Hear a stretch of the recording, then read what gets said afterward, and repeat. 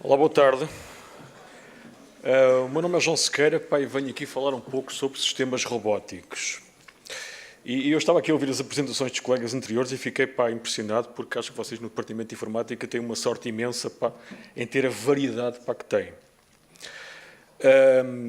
Já falaram de robôs antes de mim, já outras pessoas que falaram antes falaram de cadeiras com as quais eu também me identifico, falaram de tópicos com os quais eu também me identifico. Portanto, há aqui vocês têm uma enorme facilidade, de certeza, digo eu, em encontrar alguma coisa que seja do vosso agrado, por mais específicos que vocês sejam. Eu vou fazer uma apresentação muito genérica e vou-vos dizer já desde o princípio, se tiverem dúvidas, está ali o meu e-mail, contactem. Okay? E sintam-se perfeitamente à vontade para chatear as pessoas e tentar perceber em qualquer altura o que é que nós andamos a fazer.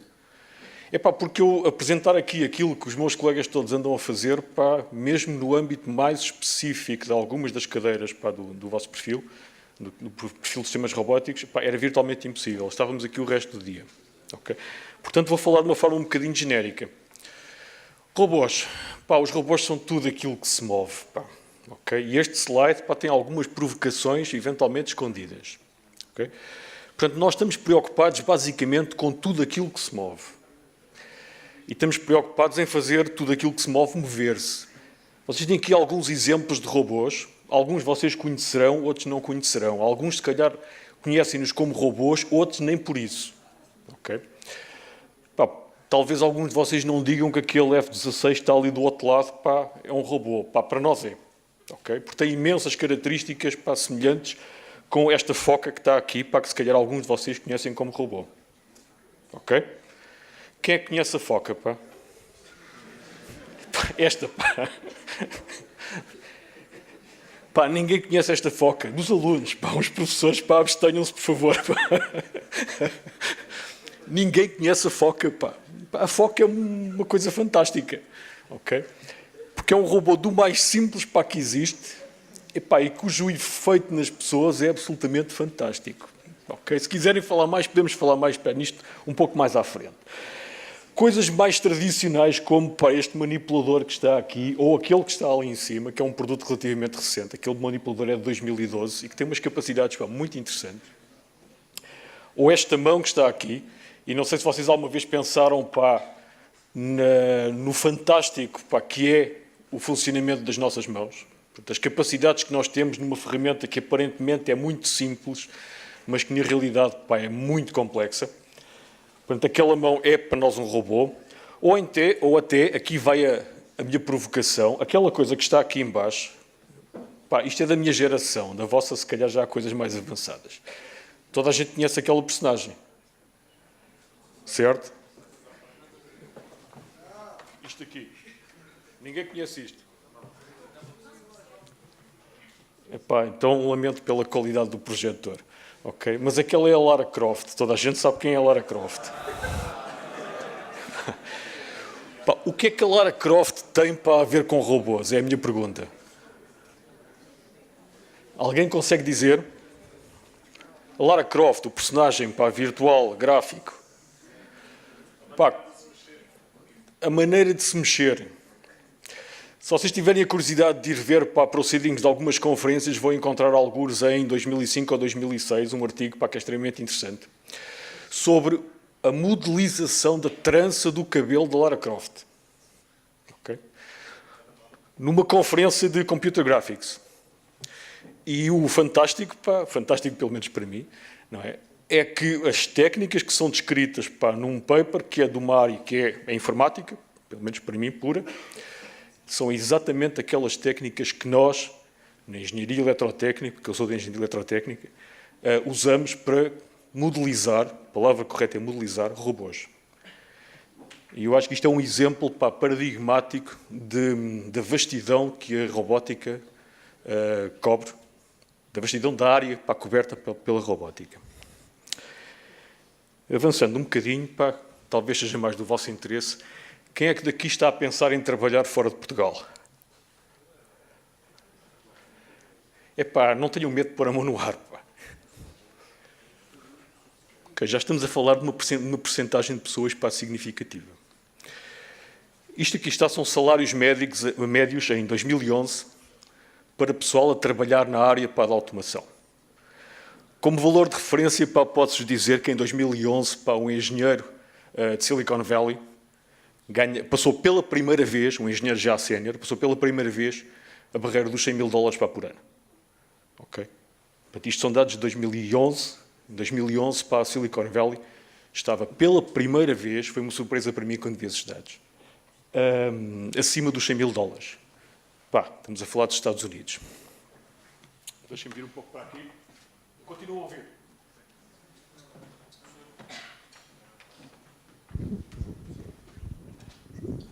Ok, bom. Há aqui coisas que são um bocadinho estranhas e que eu também não sei explicar. Não sei explicar o valor dos salários aqui na Ásia. É muito interessante vocês olharem aqui para a Europa. Portugal não é comparação para ninguém. Okay. Já estamos a ver. Portanto, isto diz-vos já que estamos, em termos portugueses estritamente, em séria desvantagem no que toca ao pessoal que vai trabalhar nas áreas relacionadas com a automação. Ok? Automação, e portanto eu incluo nesta área da automação a robótica. Há aqui números que são extremamente interessantes. Já agora, aqueles $90.000 para a Europe Western provavelmente são um pouco mais que o dobro daquilo que um engenheiro sénior ganhará em Portugal nesta altura. Portanto, isso deve dizer-vos que há margem para vocês pensarem no futuro com perspectivas muito amplas, e se calhar bem mais amplas do que aquelas que temos aqui. Mais alguns dados que vos dizem porque é que é interessante trabalhar na robótica. Se olharem para 2012, isto são dados muito recentes, como estão a ver, e olharem para o valor do mercado, o SD, mas pronto, vão ver que há muito dinheiro a ganhar. E onde há muito dinheiro a ganhar, há muito boa empregabilidade, e onde há muito boa empregabilidade, há salários elevados, que é normalmente uma coisa que as pessoas gostam. Okay? Não estou a ver aqui ninguém que não goste de um salário elevado. E olhem para o potencial de crescimento de alguns dos países. Deixando de lado algumas lições que estão aqui escondidas, olhamos para a Alemanha, olhamos mesmo para a Itália, que são os países europeus mais próximos aqui, com os quais nos podemos identificar assim mais rapidamente nesta tabela, e vamos ver que mesmo na Europa, apesar da chamada crise, de facto há um enorme potencial nas áreas da automação e da robótica, volto a dizer. Para já não falar nestes valores aqui em baixo. Okay. Portanto, quem de vocês tiver preocupações sociais, cada novo robô cria uma média entre 3 a 5 empregos diretos. Portanto, toda aquela imagem que algumas pessoas, surpreendendo para mim, alguns dos alunos que aparecem pela primeira vez em robótica têm esta ideia de que os robôs vão tirar emprego. Mentira. Aquilo é uma estatística muito recente, deste ano, de facto. Cada robô gera entre 3 a 5 empregos diretos. Portanto, de facto, trabalhar na robótica tem, digamos assim, vantagens, ou pode ser extremamente aliciante do ponto de vista financeiro e mesmo social. Esta figura faz sempre sorrir algumas pessoas. Eu não vou contar algumas histórias que suponho que vocês talvez saibam, mas há assim umas histórias relacionadas com a indústria da pornografia, ligada à robótica, vamos deixar isso de lado, mas a imagem tem uma outra interpretação. Muito mais do que fazer sistemas mecânicos, sistemas capazes de se moverem, que, como eu disse, tudo o que se move para nós são robôs, e portanto cai de uma forma ou de outra dentro da nossa esfera de influência. Eles têm que tomar decisões e, sobretudo, e isto é absolutamente fundamental, hoje em dia têm que tomar decisões com uma capacidade crescente a nível da autonomia. E é aqui que a robótica, ou que os sistemas robóticos começam a interceptar-se nesta questão da decisão e da autonomia crescente, que os sistemas robóticos começam a interceptar-se com todas as outras áreas que vocês já ouviram falar aqui hoje. Okay? Portanto, isto para nós é absolutamente fundamental. Sendo um pouco mais específico, Portanto, nós, para além de estarmos preocupados com um robô, estamos preocupados com robôs em rede. Network robots é uma keyword, uma expressão muito na moda agora, muito trendy, e que nos é muito caro, o pessoal que trabalha com robôs. Portanto, temos múltiplos robôs ligados em rede, e para vocês que são de informática, isto deve, de imediato, excitar algumas antenas. Pelo menos para o pessoal das comunicações, ligado às comunicações. Okay? Portanto, há muito trabalho a nível de comunicações a fazer aqui. Não só robôs, a comunicação entre robôs, mas a comunicação entre robôs e dispositivos remotos, dispositivos físicos ou não colocados remotamente, funcionalidades de software colocadas remotamente, interfaces de vários tipos com seres humanos, e ali no meio está uma palavra que eu acho que alguns de vocês conhecerão, que é middleware, que é uma das grandes preocupações da robótica neste momento. Robótica no sentido de quem tem que pôr coisas de facto a mexer no terreno. E aquele middleware, quem sabe o que é middleware? Já agora, isto é uma coisa que já vem na Wikipédia, portanto, se calhar alguns de vocês já ouviram falar nisto. Eu vou utilizar a definição da Wikipédia, que não é talvez a melhor, mas é aquela que se apreende muito rapidamente. O middleware é a cola do software. Okay? Portanto, quando vocês têm vários componentes de software, de alguma forma têm que os pôr a falar uns com os outros. O middleware é a expressão que nós utilizamos para designar a infraestrutura que tem que colar aquilo tudo, que tem que pôr aquilo tudo a funcionar. E se vocês pensarem num robô, mesmo naqueles exemplos iniciais, há ali uma quantidade de coisas que têm que ser, passa a expressão, coladas umas às outras. O middleware aparece aí e é uma das grandes, passa a expressão, guerras, novamente, da robótica. Estão aqui algumas outras guerras que são absolutamente críticas. E só com este slide podíamos estar aqui a falar horas. Okay? Há aqui algumas expressões que de certeza são do vosso conhecimento.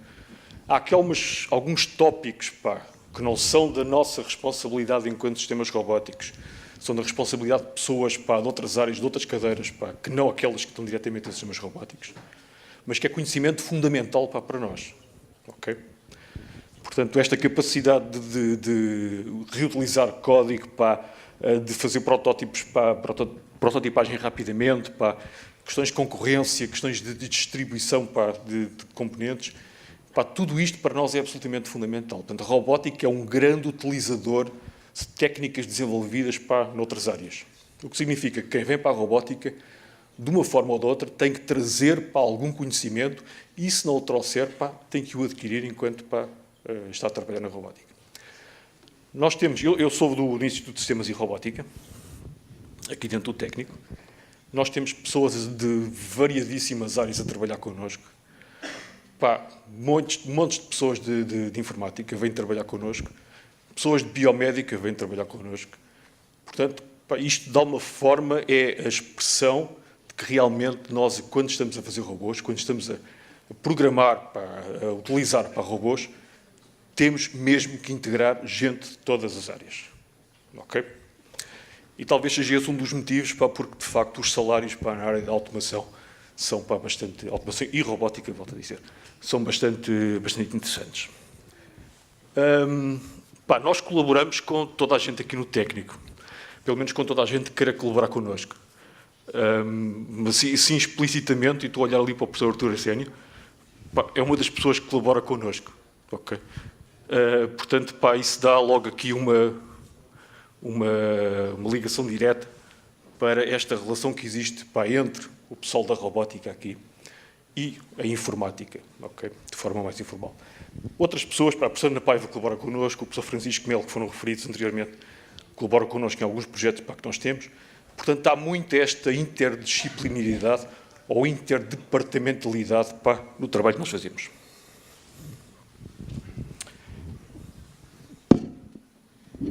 Este é o meu último slide, mas é um slide que eu considero bastante importante. Porque é um slide que motiva linhas de trabalho que são muito caras para nós e às quais nós vemos para as quais nós vemos uma grande possibilidade de progressão no futuro. Os robôs estão a invadir o espaço dos humanos. Ok? Alguém tem dúvidas quanto a isto? Quantos anos é que vocês acham que vão passar até terem um robô em casa? Não falamos do aspirador. O aspirador não serve para aqui. Alguém tem uma estimativa para isso? Eu também não tenho, mas vou ser conservador e vou dizer assim, dentro de 15 anos eu aposto que a maior parte das pessoas tem alguma forma de robô em casa. Aquilo que atualmente se chama o Personal Assistant Robot, com grande probabilidade, há de estar de uma forma ou de outra em vossa casa. Okay? Portanto, os robôs estão de facto a invadir o vosso espaço social. E quando falo de robôs, falo de coisas que se mexem. E esta distinção é fundamental. Porque quando as coisas se mexem, podem acontecer outras coisas. Vocês têm um robô em casa, o robô vai contra o jarrão da China mais querido lá de casa, parte aquilo, e depois alguém tem que pagar. Alguém tem que levar as culpas. Eu estou a usar um exemplo propositadamente ridículo. Okay? Para dizer que os robôs que vão ser construídos, os robôs que vão ser utilizados no espaço social das pessoas, têm que ser robustos, têm que ser... Nós temos que ter absoluta confiança naquilo que eles fazem. Okay? Caso contrário, não os vamos deixar entrar para o nosso espaço social. Dou como exemplo um projeto recente onde nós estamos envolvidos. O professor Sénio também está nesse projeto, o projeto Monarch, que é um projeto europeu, do qual nós somos coordenadores europeus, e que pretende colocar robôs a interagir com crianças, interagir de uma forma complexa, depois terei todo o prazer em explicar mais, se vocês quiserem saber, com crianças, num hospital. Vocês conseguem intuir, penso eu, a complexidade dos problemas éticos que estão aqui envolvidos. Ninguém deixa robôs entrar no hospital se não houver fortes garantias que aquilo não vai prejudicar, primeiro, a rotina hospitalar e que não vai ajudar a maltratar nenhum paciente. Okay? Portanto, esta necessidade de que aquilo que os robôs conseguem fazer está perfeitamente controlada é um aspecto super importante na robótica. E por último, mas não menos importante, okay? Porque as interações entre robôs e homens são suficientemente complexas, okay? Nós estamos desesperadamente à procura de novos paradigmas de programação. Okay? As linguagens, eu vou ser um pouco abusivo e chamar tradicionais, começam a não ser muito interessantes para nós. Okay? Portanto, nós estamos desesperadamente, na robótica, estamos desesperadamente à procura de novas linguagens de programação. E as tentativas que têm havido nos últimos anos de criar, por exemplo, middlewares interessantes. Alguém já ouviu falar de ROS? Não? Os professores abstêm-se. Quem não ouviu falar de ROS, se tiver curiosidade, acho que vale a pena darem uma vista de olhos naquilo. Algumas tentativas por criar algum software específico de robôs, okay, já são, do meu ponto de vista, uma tentativa de criar novos paradigmas de programação. Uns mais bem conseguidos, outros menos bem conseguidos. Mas isto para nós é crítico, ou seja, será muito difícil dentro dos tais 15 anos nós termos robôs a funcionar em vossas casas, se não houver uma forma de interagir, que é como quem diz, de programar, okay, esses robôs. Sobre robótica, era aquilo que eu tinha para vos dizer. Gostava de fazer uma ressalva mais geral relativamente ao resto do perfil de sistemas robóticos. Se forem ver as disciplinas que estão no perfil, a maior parte delas, de uma forma ou de outra, os processamentos de imagem, a decisão, estão cobertos em alguns dos tópicos que eu falei aqui. O que talvez esteja menos coberto, creio que é modelação de sistemas de desencontrole de sistemas de manufatura, ou aquilo tem outro nome que eu não me recordo. Isso é uma disciplina muito curiosa, é uma disciplina de decisão, e à qual nós tentamos dar uma vertente muito ligada à gestão. Okay? Gestão, e quando digo gestão com consciência que é gestão no terreno. Eu dei a cadeira durante alguns anos, atualmente é um colega meu que está a dar. E é muito interessante, pá, foi muito interessante, uma experiência muito interessante, porque nós estávamos preocupados em passar uma mensagem aos alunos de que há um objetivo no estudo de sistemas de decisão. Eu não quero pôr a palavra inteligente aqui, ok? De sistemas de decisão que tomem decisões, pelo menos, racionais, e que isso está muito ligado à forma como nós simulamos os sistemas sobre os quais queremos decidir. E, portanto, esta cadeira, esta perspectiva, resulta numa cadeira que tem uma vertente que eu diria assim, é muito interessante para quem quiser fazer alguma coisa a nível de gestão empresarial indo para fora. Não é um curso de gestão empresarial, nem de perto nem de longe, mas dá-vos umas ideias que podem ser muito claras e muito interessantes sobre o que é que se consegue fazer com simulação de sistemas.